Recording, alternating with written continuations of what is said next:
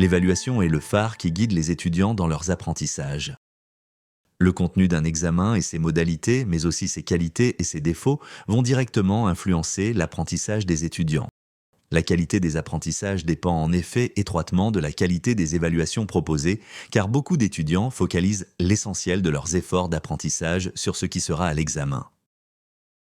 Une bonne évaluation, soignée dans sa forme, alignée pédagogiquement avec les objectifs d'apprentissage et le contenu enseigné, contribue ainsi à garantir des apprentissages adaptés. Qu'est-ce qu'une question de raisonnement clinique ? Une question de raisonnement clinique s'appuie sur une vignette clinique. Rappelons qu'une vignette clinique correspond à une situation crédible et représentative de certaines dimensions ou de certaines activités de la médecine. La vignette clinique comporte ainsi des éléments d'anamnèse, de status et de contexte. Ainsi, à partir d'une vignette clinique qui se veut authentique, l'étudiant devra répondre à plusieurs questions en série qui interrogent le diagnostic différentiel, les conduites à tenir, les examens ou les investigations à réaliser, ainsi que les traitements ou les prises en charge appropriées.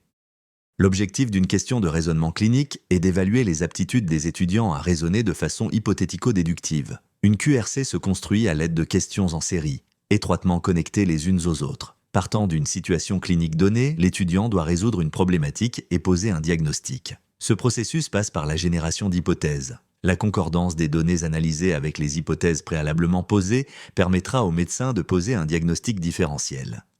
Quel type d'habileté est-il possible d'évaluer avec une question de raisonnement clinique ? Les QRC permettent d'évaluer des habiletés cognitives variées et intégrées telles que la compréhension, qui correspond au niveau où on traite des informations, on décrit un processus ou on donne un exemple, l'application, comme lorsqu'on mobilise ses connaissances pour résoudre un cas, et l'analyse, quand il s'agit par exemple d'établir des liens entre différentes situations. Nous utilisons plusieurs types de QRC. Les problèmes de raisonnement clinique et les prises de décision cliniques. En ce qui concerne les problèmes de raisonnement clinique, l'objectif est d'amener les étudiants à générer et justifier des hypothèses relatives à des diagnostics, en utilisant les éléments les plus discriminants de la vignette. Voici un exemple de vignette clinique longue, dense et réaliste. Dans cet exemple, les deux premières questions portent assez traditionnellement sur des hypothèses diagnostiques. Il est bien entendu possible d'adapter les questions selon ce que vous avez effectivement enseigné et selon les objectifs d'apprentissage du cours. L'important est que ces questions soient étroitement liées à la vignette. De simples questions de connaissances annihileraient ici totalement l'intérêt pédagogique de ce type de questions qui, comme leur nom l'indique, sont dévolues à l'évaluation des compétences de raisonnement des étudiants. Une des options courantes pour les questions de raisonnement clinique de type problème de raisonnement clinique consiste à demander aux étudiants de justifier leurs hypothèses diagnostiques en leur proposant notamment une longue liste d'options. Ils devront y trouver les éléments les plus discriminants pour justifier leurs hypothèses. De manière générale, si vous attendez 3 bonnes réponses, le nombre de propositions de la liste doit être 3 à 4 fois supérieur. Et maintenant, en ce qui concerne les questions de type prise de décision clinique, l'objectif est d'amener les étudiants à générer des hypothèses relatives à des diagnostics, d'identifier les investigations cliniques à conduire afin d'affiner ou de confirmer le diagnostic préalablement posé, de déterminer les traitements médicamenteux adéquats et les conduites à tenir dans le cadre de la suite de la prise en charge du patient.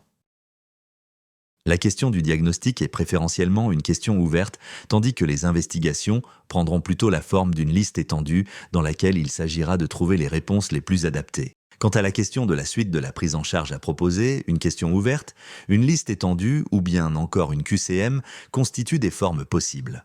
Là encore, ce type de QRC débute par une vignette clinique. Puis vient généralement la question du diagnostic.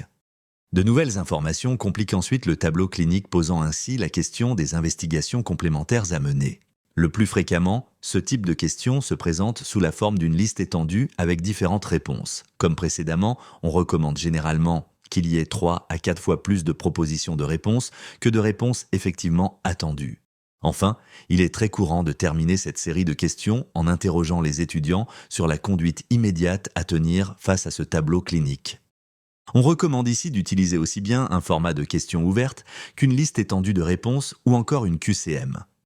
L'enjeu est de rester cohérent, pédagogiquement parlant, entre ce que l'on évalue, ce que l'on enseigne et les objectifs d'apprentissage du cours qui auront été préalablement détaillés aux étudiants, notamment par le biais du cahier de modules.